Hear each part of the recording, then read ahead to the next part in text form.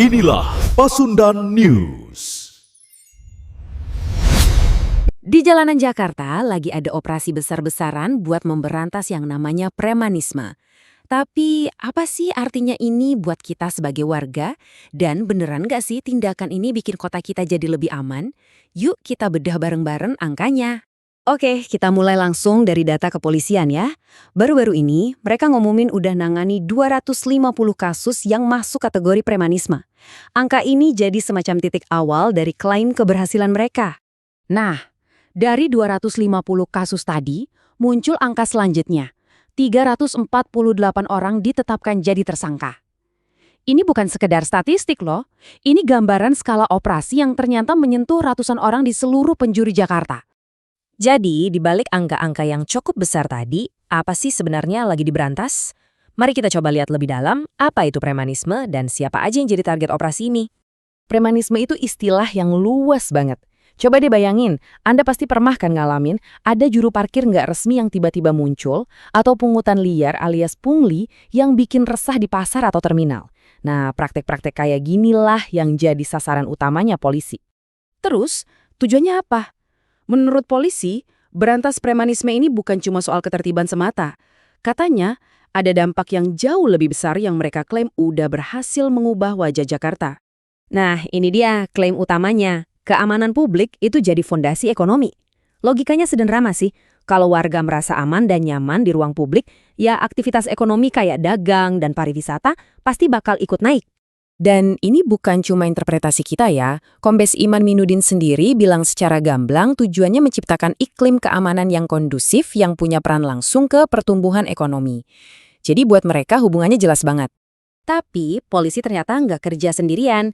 Kunci dari strategi ini kata mereka adalah kolaborasi. Coba kita lihat siapa aja sih yang mereka gandeng dalam operasi ini. Mereka ini membentuk semacam aliansi yang kuat. Ada TNI buat dukungan strategis, ada Satpol PP sebagai penegak perda, dan yang paling ditekankan, partisipasi aktif dari masyarakat itu sendiri. Keterlibatan warga ini bukan sekedar slogan loh. Kombes Iman menggambarkannya sebagai sesuatu yang perlu ditanam dan dipupuk. Keren ya idenya. Itu untuk menciptakan keamanan yang tumbuh dari bawah, bukan cuma dipaksakan dari atas. Oke, tadi kan klaim dari pihak berwenang. Tapi gimana kata kita, masyarakat umum? Dampaknya beneran kerasa nggak sih? Nah ternyata, Polri coba menjawab ini pakai data survei. Biar klaimnya lebih kuat, Polri nggak pakai data internal mereka. Mereka justru merujuk pada survei dari lembaga independen, yaitu Indikator Politik Indonesia. Ini semacam upaya mereka buat kasih bukti yang lebih objektif. Dan ini dia hasilnya. Ada sebagian kecil, sekitar 8%, yang merasa sangat puas. Tapi, porsi terbesarnya ada di kategori cukup puas, yang angkanya hampir 60%. Kalau digabungin, angka inilah yang jadi headline-nya, 67%. Artinya, lebih dari 2/3 responden menyatakan puas dengan kinerja polisi. Angka inilah yang dipakai sebagai bukti utama keberhasilan operasi mereka.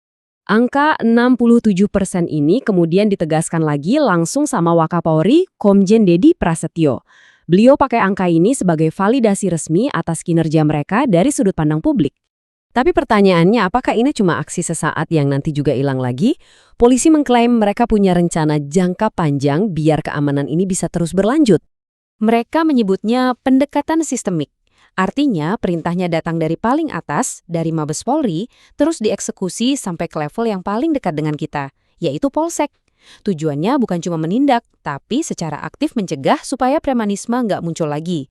Visi akhirnya bisa kita lihat dari pernyataan Komjen Dedi Prasetyo. Coba perhatikan pilihan katanya. Ekosistem keamanan yang berkelanjutan.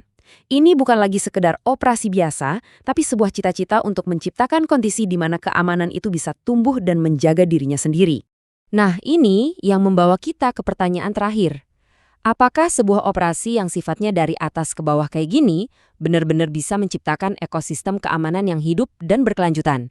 Jawabannya mungkin akan menentukan wajah Jakarta di masa depan. Gimana menurut Anda?